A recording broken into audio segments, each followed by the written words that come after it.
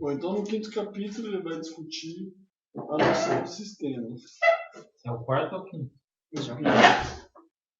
E ele fala de uma forma bem genérica, né, que todos os jogos podem ser entendidos como sistemas.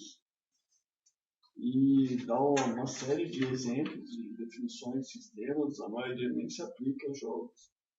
E sumariza que sistema é uma coisa em que as partes se relacionam para formar um todo. Que eu acho que é uma noção assim, bem intuitiva. Eu pensei mais em complexos de elementos que interagem entre si.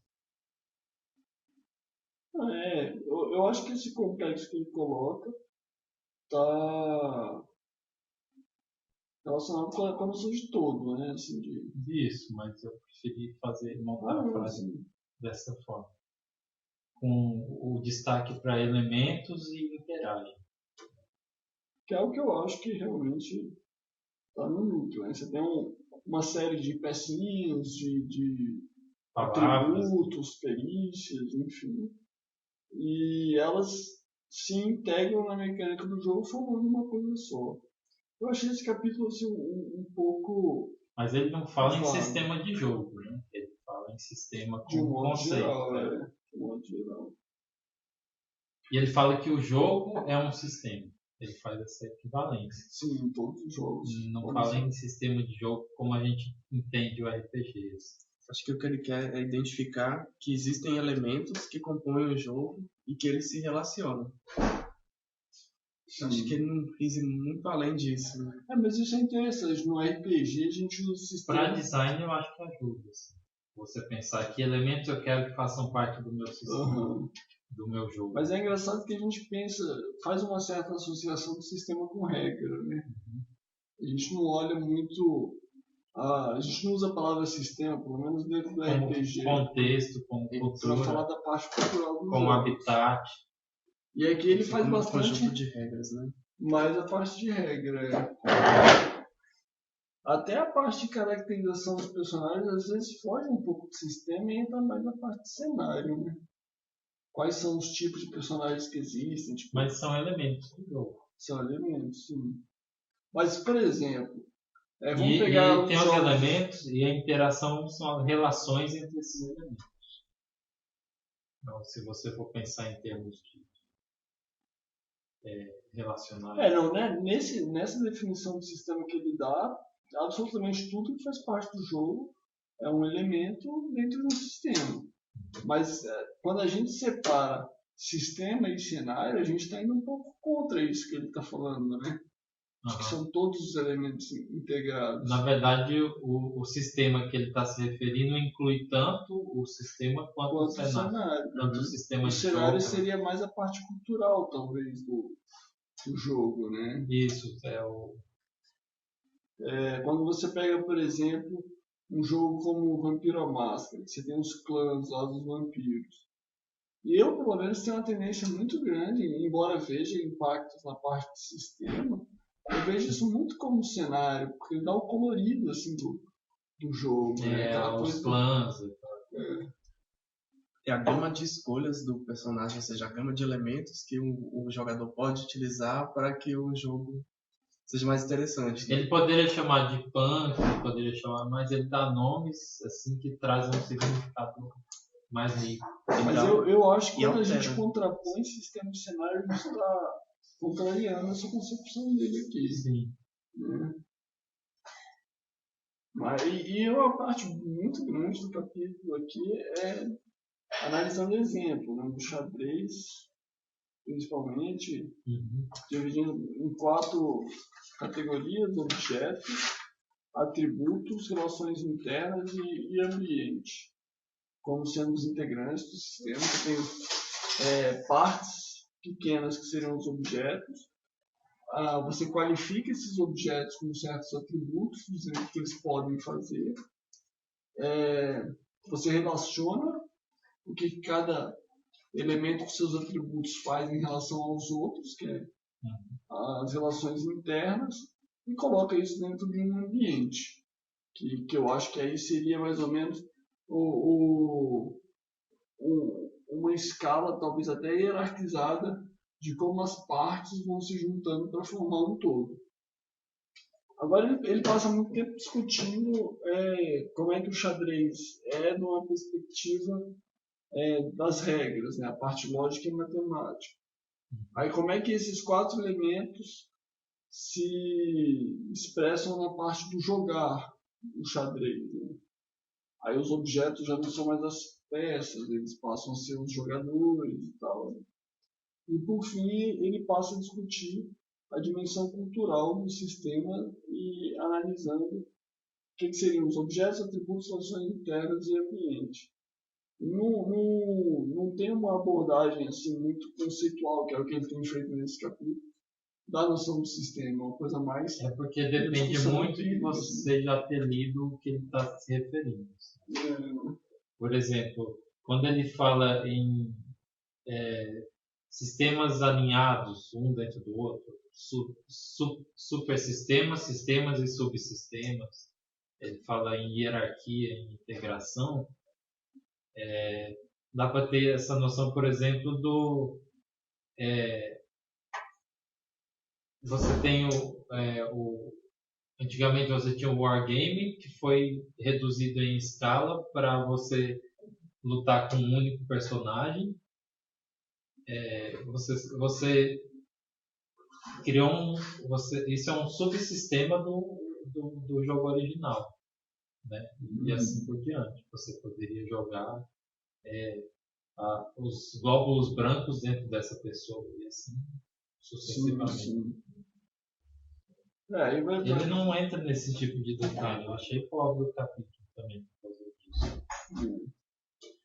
E uma informação que eu achei bem interessante que ele faz é que da perspectiva cultural, ele está falando do xadrez em particular, mas eu acho que se aplica a vários outros tipos de jogos também. Quando ele fala em sistemas abertos e fechados? Não, um pouco antes.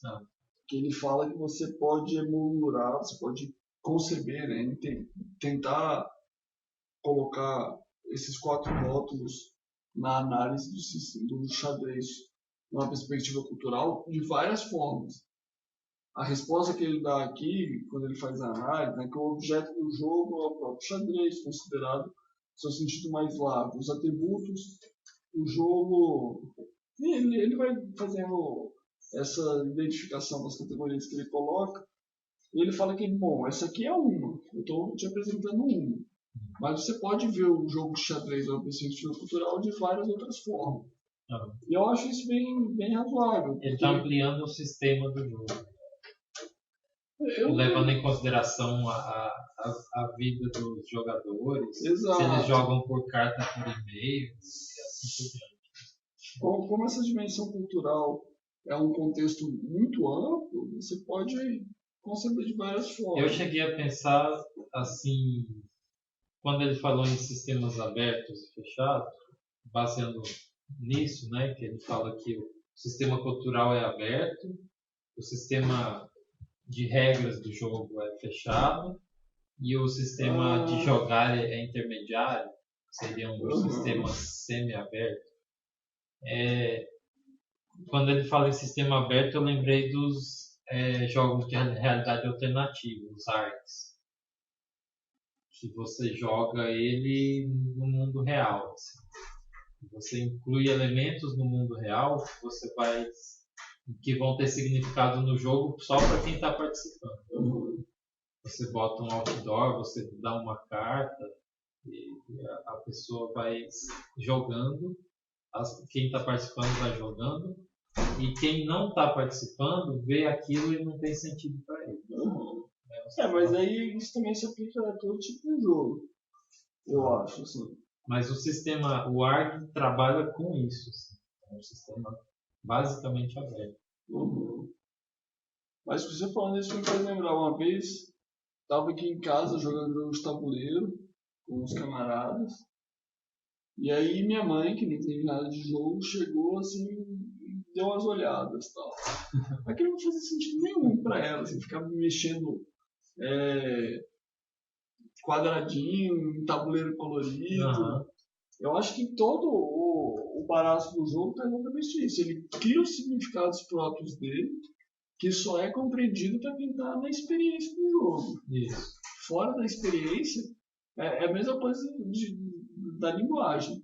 Se a gente for colocar assistindo uma conversa entre dois chineses, não vai significar nada pra gente. Né? A não ser que eles saiam na porrada. Aí pode ficar legal, né? Altas artes marciais.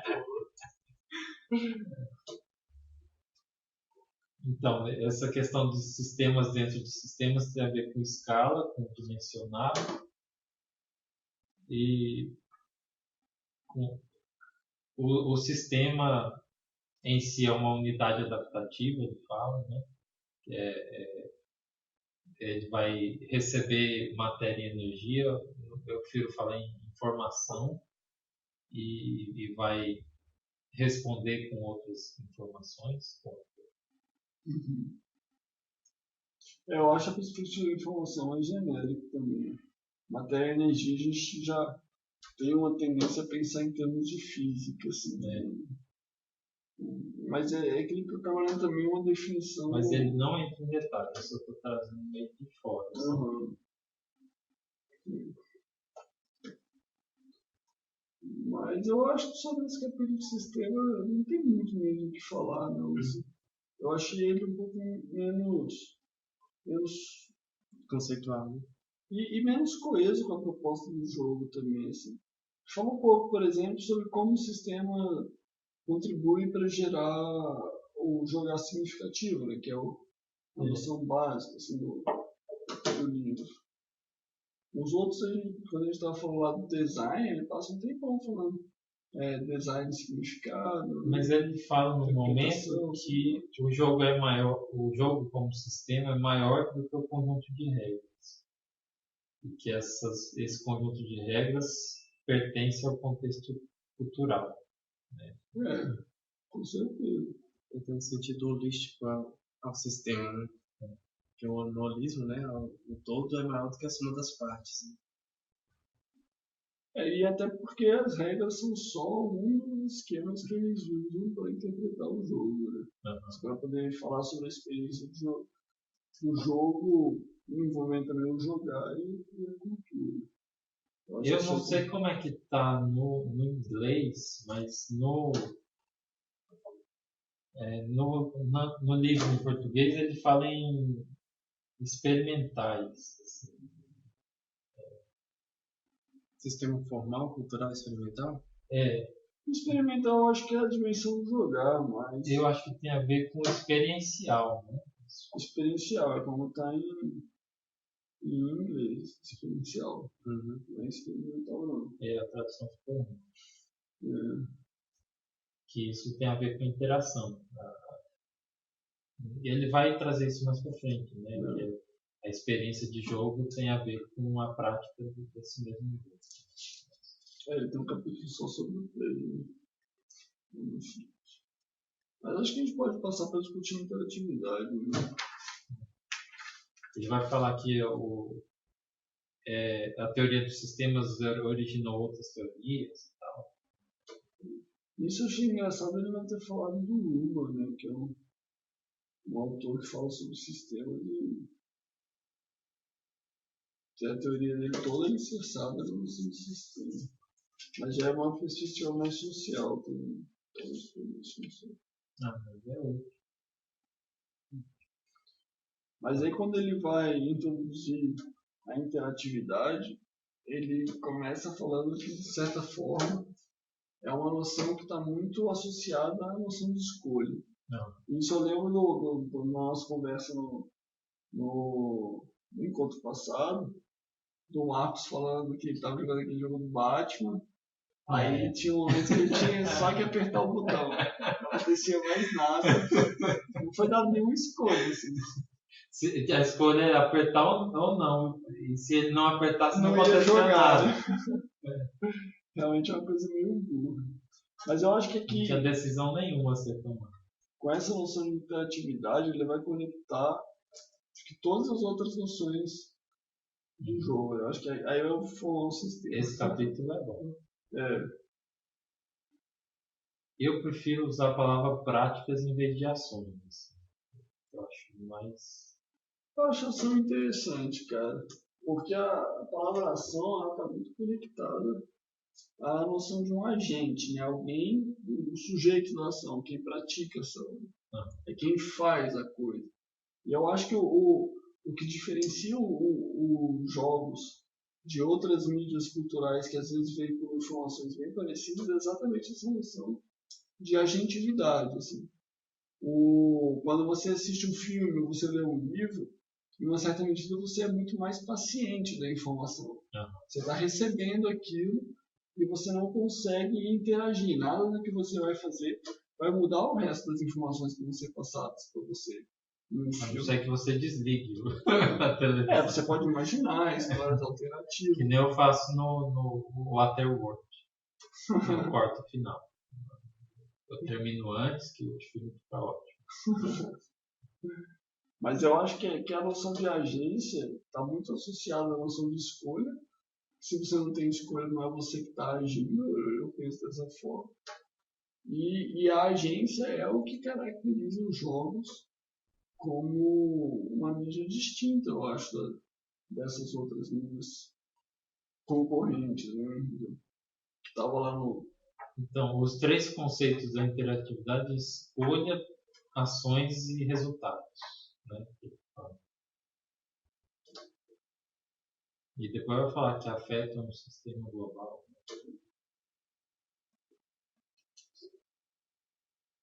Ele responde.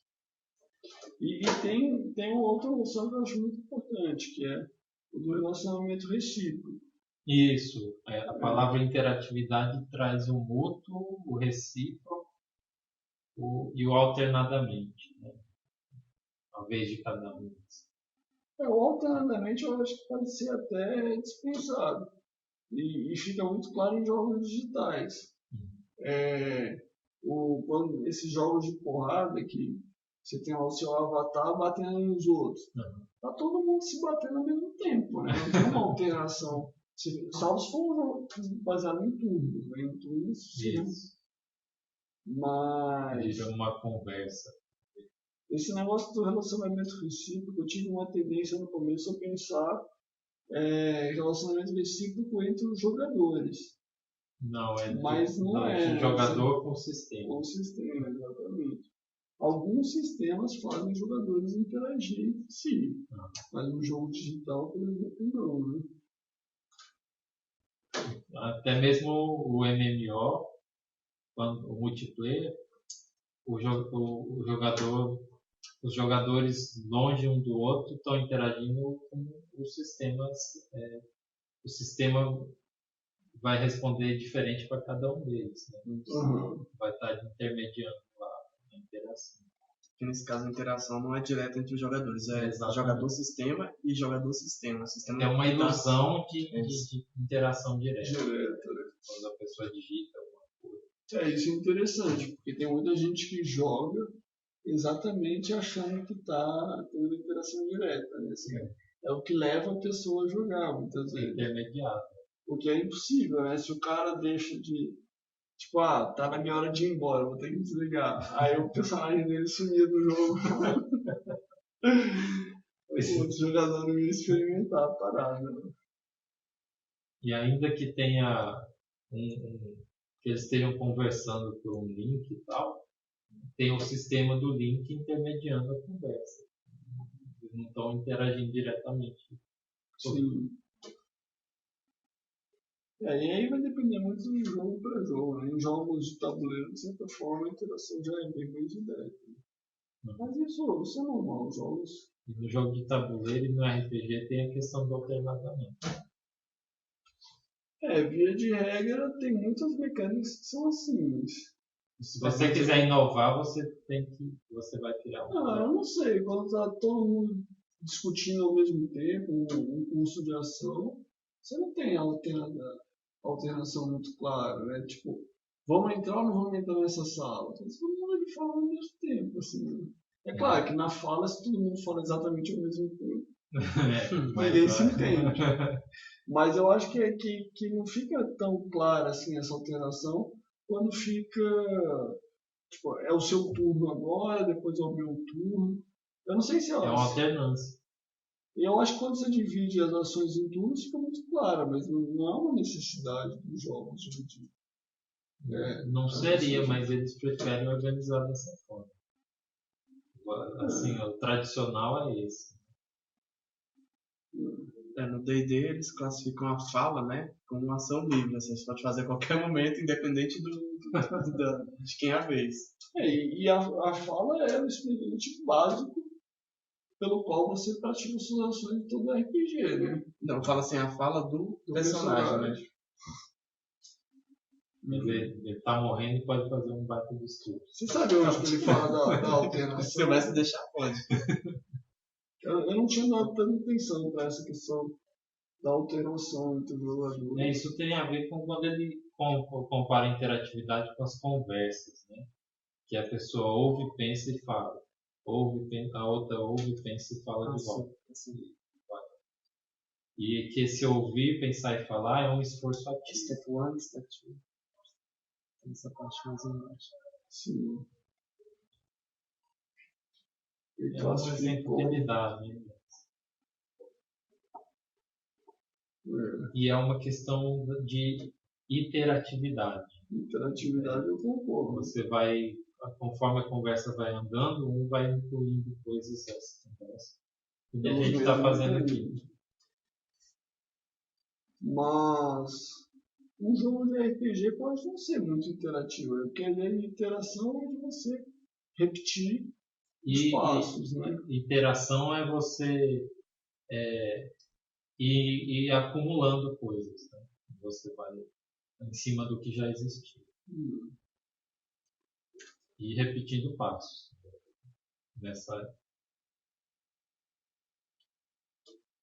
Pois ele discute aqui esses 4 modos de entender interatividade, só que ele vai focar no terceiro só. Isso. E eu confesso que eu fiquei assim pensando se esses outros 3 modos deviam ser tratados. Porque ele fala desse primeiro modo, modo cognitivo. A interação psicológica, emocional e intelectual da participação. Sinceramente, é o que leva muita gente a jogar. Né? É a base para a imersão e para o significativo.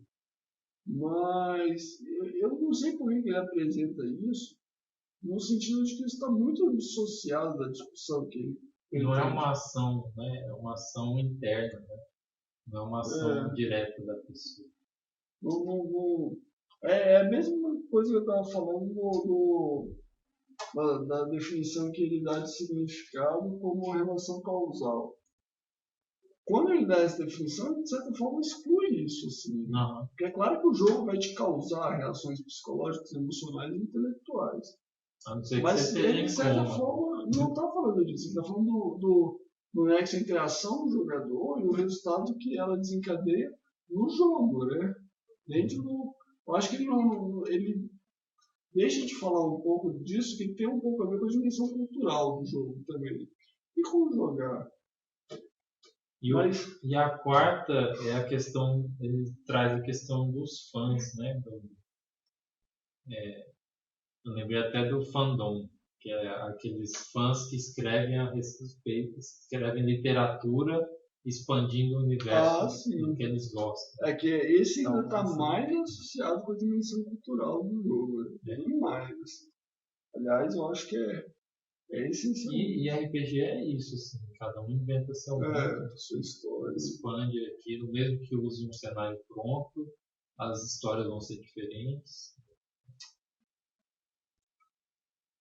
Mas em todo caso, ele apresenta esses 4 modos de compreensão da interatividade e ele vai focar na interatividade explícita, que ele chama, né?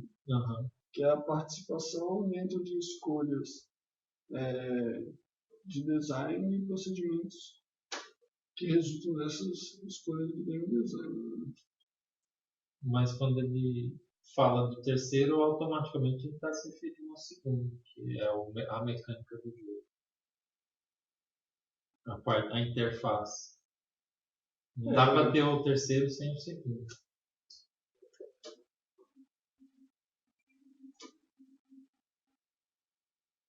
Esse segundo para mim ficou muito abstrato, eu não consegui. Eu entendi ele focando nessa parte dos componentes materiais, no sentido de que você vai interagir dentro de um meio que se expressa no mundo real. O que pode não ser o caso de um RPG, né? Se você cria um RPG sem precisar de fichas de personagem, por ser muito simples, alguma coisa assim, talvez você não tenha uma dependência muito grande de elementos materiais para gerar interação. Fica tudo na cabeça das pessoas, né? Uhum. O que. Mas nada exclui que o jogo não se expresse muito nesse modelo de interatividade. Porque, de certa forma, mesmo na conversa, você tem um componente material necessário, que é o ar, né, as cordas vocálicas, corrente de ar passando, os dados. Quando eu pensei em simplificar muito, pensei até em tirar os dados para não ter, de fato, elementos materiais visíveis. Mas outra coisa importante que ele traz nesses 4 modos é que ele faz um par entre interatividade e participação. Qual? Nos 4, assim. Ele fala, sim, interatividade cognitiva equivale à participação interpretativa. Mas eu acho que isso está muito ligado às noções de escolha e agência, né? Que ele colocou como sendo caracterizadoras da interatividade. Então, participação tem a ver com escolha, prática e resultado. Né? Sim. Interação em si. Concordo. Não dá para ter jogo sem jogadores. Eu acho que é uma tradução melhor para player. Eu acho que quando ele está falando de interação, ele está realmente classificando o papel dos jogadores. Né? Quando você fala em meaningful play, talvez esteja focando um pouco mais nas regras, principalmente da perspectiva que ele adota como sendo o vínculo da ação com o resultado dentro do jogo. O sistema está focado no sistema, é óbvio. E eu acho que a interação ela está discutindo mais como que é a atuação dos jogadores no jogo, porque quem interage é o jogador com o sistema, né? Então eu acho que não tem como deixar separado. Não. E eu relacionei também esse modo 2 funcional e o modo da interação explícita com a experiência de jogo. Jogar, né? Eu concordo.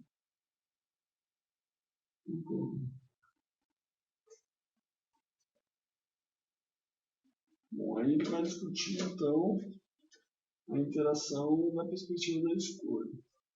Isso.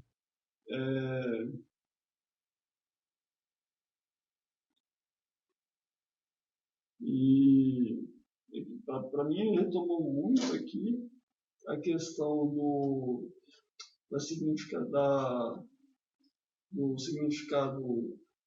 do jogar significativo da perspectiva da integração, que ele fala que existe um nível micro da interação e um nível macro. Da escolha, né? Da escolha, E no nível macro, a escolha é como as ações individuais vão se desdobrar na trajetória da experiência do jogo como um todo. Enquanto o nível micro ele concentra em escolhas momentâneas. Ele fala, inclusive, que o micro é a questão das táticas e o macro é a questão das estratégias. Falando no gol, isso. Isso. E que aí eu pensei assim, então, o macro seria em relação à partida toda. Tá? Sim. A sessão de jogo. Eu achei que ele estava falando muito aqui longo prazo e curto prazo. Da discernibilidade e da integração. Assim. A discernibilidade dizia respeito ao resultado da ação momento a momento. E a integração é a experiência maior do jogo. Então acho que tem um vínculo muito forte aí. Ele está falando da mesma coisa, só que agora da perspectiva da escolha. Né? E ele retoma aqui nessa parte o que a gente estava discutindo a respeito da aleatoriedade. que a escolha não necessariamente implica uma escolha do tipo racional ou óbvia. E ele dá como exemplo, inclusive, o lançamento aleatório de dados. Mas eu acho E assim... a queda de uma maçã. Mas não, só que ele vai falar sobre a significação, né? O que eu acho interessante desse negócio da escolha ser racional é que eu acho que para o jogo ser interessante ele tem que ter um espaço de racionalidade razoável. No seguinte sentido, você pega o banco imobiliário, é um jogo que você tem a única decisão, compra ou não compra. Todo o resto é decidido no lançamento do sorte. Isso é ruim, porque a melhor estratégia do jogo é compre tudo. O jogo é mecânico. Então, estou completamente mecânico. Compre o que puder. Se você não tem um espaço para planejar estratégia, você usar dado é um erro, cara. Porque não é RPG. Você tem ali, você conhece a mecânica do jogo. Tipo, o GURPS. O GURPS usa 3 dados de 6 faces para poder fazer os testes. Você sabe a probabilidade de cada número sair nos dados, basta você fazer um cálculozinho lá. Acho que tem até no livro também. Quando você vai criar o seu personagem, você vai pensar que tipo de golpe, por exemplo, meu personagem vai dar. Ele luta com uma espada, ele vai bater mais no pescoço, não sei o quê. Você vai pensar todas as possibilidades e você vai escolher o seu nível de habilidade na espada pensando nisso. Então, assim, por mais que a ação seja resolvida no lançamento aleatório de dados, existe uma escolha racional no sentido de quais são os movimentos em combate que meu personagem vai fazer e qual que é a chance que eu quero que ele tenha, que ele acerte uma espadada no pescoço, que vai ser o golpe básico dele, por exemplo. Eu acho que se você tira essa questão de racionalidade da escolha, você está produzindo um jogo óbvio. Ou se, independente da escolha que você tome, o resultado seja o mesmo, também perde o sentido. É outra face de quem está dizendo.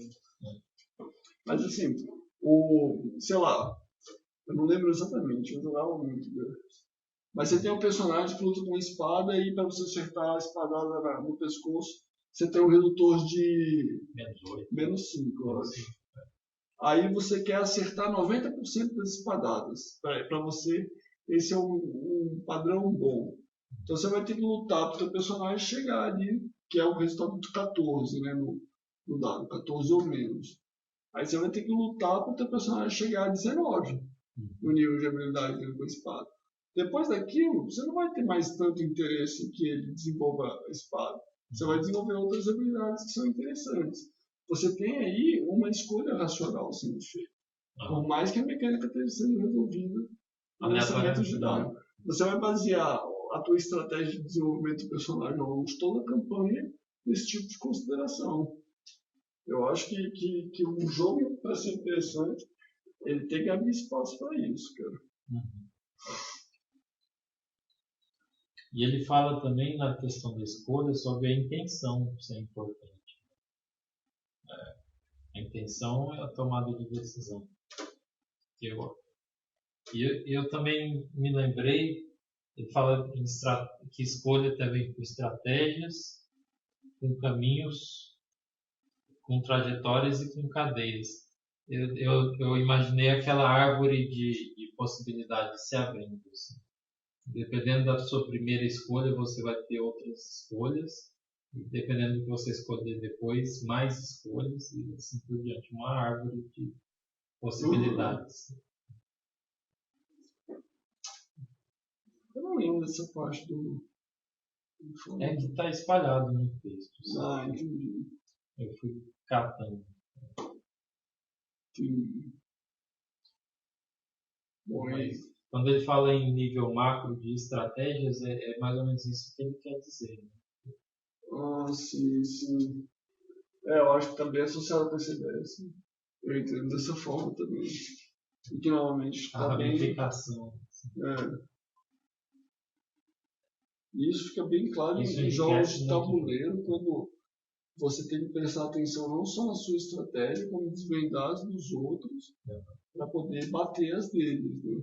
Então, assim, a integração entre a estratégia individual e o nível macro vai acabar que o que os outros vão fazer vai implicar no que você pode fazer também, restringindo as suas escolhas. Né? Vai ter uma hora em que vocês vão se cruzar as decisões. E ele continua no texto, voltando, e aqui ele faz um vínculo muito forte entre o que ele discute com interatividade e o que ele discutiu com a ação significativa. Que ele volta, né, para a perspectiva causal da ação e resultado para discutir o que vai ser a escolha. E eu acho bem razoável, né, porque se você tem um objetivo, você quer alcançar esse objetivo, você tem um número limitado de escolhas, você vai tentar escolher que você perceber mais tendente a alcançar o resultado que é o objetivo do jogo, seja acumular pontos de vitória e tal. Então, a escolha de uma perspectiva de estratégia, ela vai estar ligada com essa perspectiva causal do jogar significativo com que ele trabalha. Os melhores jogos têm isso, assim. As duas perspectivas se entrelaçam, a micro e a macro. Agora, a discussão aqui desse modelo que ele tem de anatomia da escolha, eu não achei ela uma coisa assim, não consegui ver muitas implicações práticas dela, não. Eu achei uma versão hiper, assim, do IEE, que é Intent, Initiative, Execution e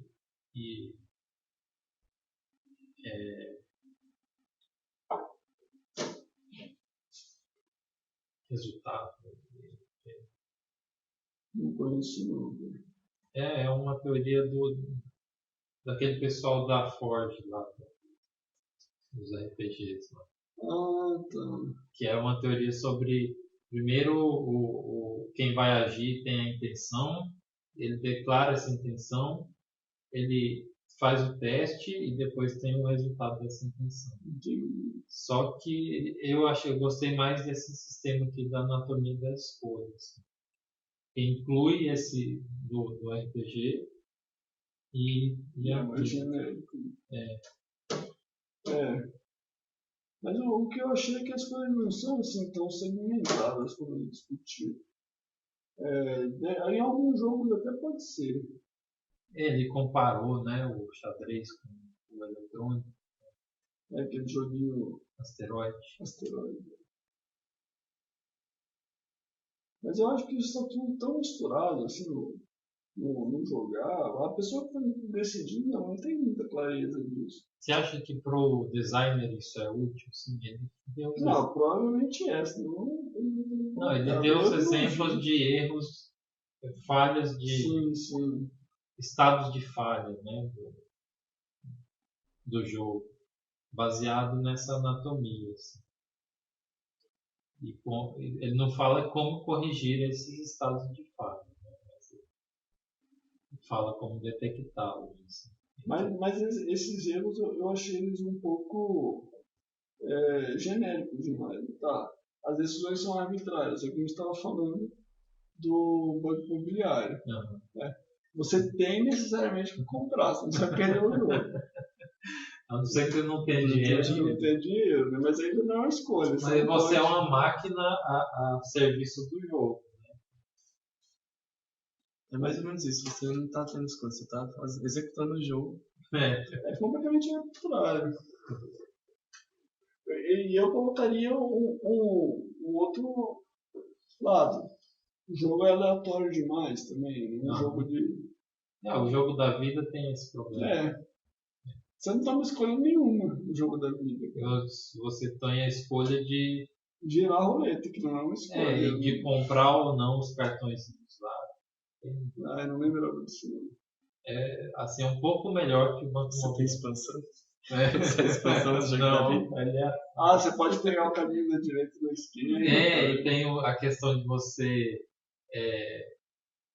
quando a pessoa ganha alguma coisa, você jogar um cartão para pegar metade para você. Tem uns detalhes a mais. Assim, mas não é tão melhor do que um banco imobiliário. Mas ficaram, assim, críticas razoavelmente genéricas, eu achei.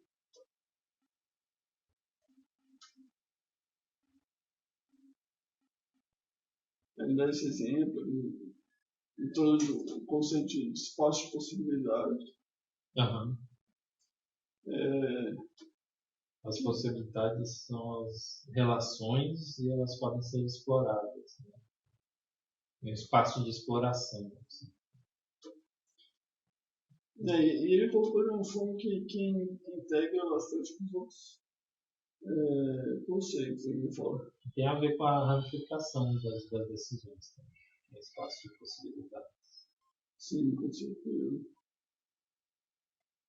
E ele fala também que a interatividade é o que é experimentado, em vez de observado.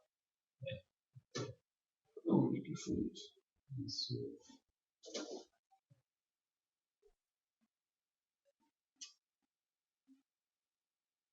Mas faz bastante sentido isso, né? Porque quando você observa. É que nem o caso você da sua mãe fora, vendo. exatamente. Você não está dentro da experiência. Mas isso também tem assim, e não é, porque o primeiro exemplo do livro, aquela questão do ponto, inclui isso, né? Assim, no contexto do jogo tem o povo, a torcida. Mas eles não estão jogando, eles estão se divertindo. É outra forma de entretenimento, né? Estão torcendo, no caso. Não. Ou apostando. Conversando, outras coisas. Ou esperando a vez. Mas eu acho que a interatividade é o que vai ser um elemento que vai definir quem está jogando e quem não está jogando. Não. O que é experimentado. Eu não tinha reparado nisso, mas eu acho que é realmente óbvio isso. E na parte dos livros, das obras, né, que ele dá de exemplo, eu gostei do cara que fala em design de experiências, né? Ele tem uma obra a respeito do design de experiências. Design de cada dia, as coisas de cada dia. Experiência design. Feliz. Quando ele fala nos capítulos, um capítulo chama Psicopatologia das Coisas Mundanas, Habituais, e o outro é Psicologia das Práticas Habituais. Isso me faz lembrar aquele textinho que o Larcher colocou também no grupo lá do Facebook, falando que a vida é um jogo, né? Eu achei aquilo muito parecido com The Sims, cara. Aquele lá, legal. Mas eu achei aquilo meio forçação de barra, cara.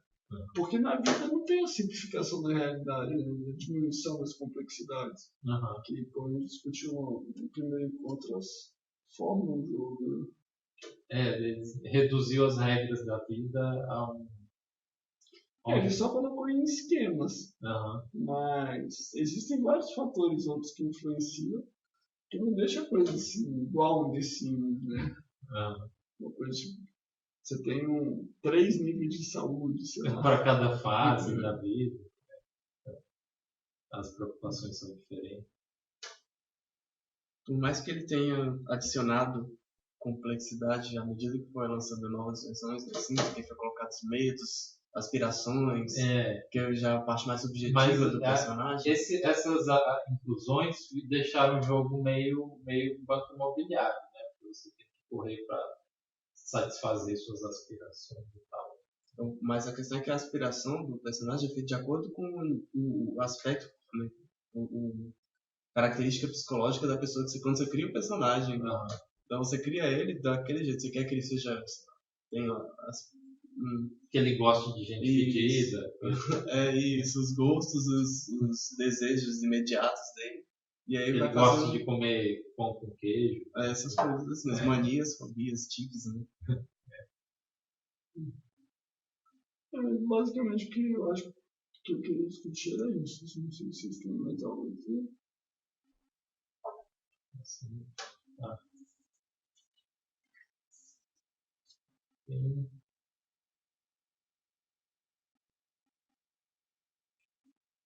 uma frase que eu gosto, assim, frase minha, é que tudo está sujo de significado. Sujo? Por quê? Por exemplo, você olha para qualquer coisa, porque assim que a gente adquire linguagem, o poder de falar e tal, tudo que a gente olha passa a ter um nome, passa a ter um sentido, ou é uma coisa desconhecida, e isso é um sentido, está sujo de significado. Eu pensei nisso quando eu entrei no ônibus e tinha vários lugares, mas cada lugar tem um significado diferente. Está sujo de um significado, por exemplo, do lado de alguém, ou o banco todo para você. Ou cada lugar tem um sentido diferente. Mas a questão do Daniel foi porque você usou a expressão sujo.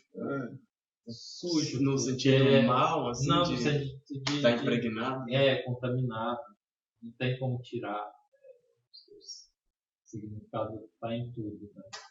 No sentido quase de contaminação de micróbios, né? De invisível.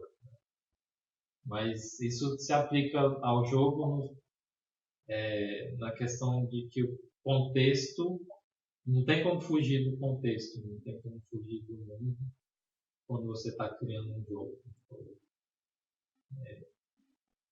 E você vai criar um jogo a partir de convenções que já existem.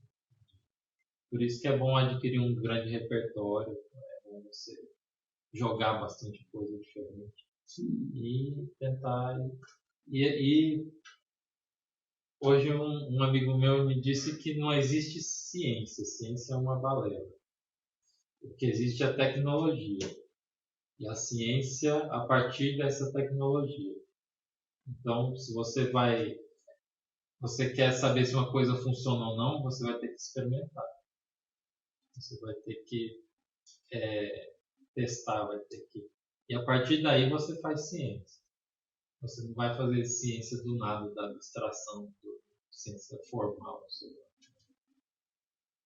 Isso se aplica ao design também. Que eles falam da iteração, né? Design iterativo. Eu, como químico, tenho que complementar a professora fala. Porque a ciência e a tecnologia, eles se retroalimentam, na verdade. Mas a base é a tecnologia. A técnica. Eu acho que a base é a necessidade. É a necessidade, eu preciso disso. Então eu tenho que criar teoria para criar tecnologia, e essa tecnologia vai gerar novas ciências, novas necessidades e assim por diante. Então, com alguns acidentes. Claro. Alguns acidentes que viram coisas boas. Né? Tem muita história assim de... Que nem o pneu foi descoberto porque derramaram um negócio perto do fogo. Vulcanizou lá. Sem querer também acontece. As técnicas são descobertas e a ciência é feita. Então, por isso, o problema que esse livro debate é justamente esse. Não existe uma ciência do design. Essa é pura técnica. O design ele nasce como algo para ser prático, de certa forma. Né? Se eu for pensar na ciência como uma coisa contemplativa, que eu acho que não é a única forma de se ver a ciência também, mas eu acho que você realmente vai ter uma dificuldade muito grande de ver ciência em design. Porque o design é uma coisa, como a gente estava discutindo lá atrás, voltada para transformar. Né? No máximo, ciência aplicada. Mas acho que a gente pode ficar por aqui hoje. Né? Deixa eu dar um stop lá. Tá ótimo.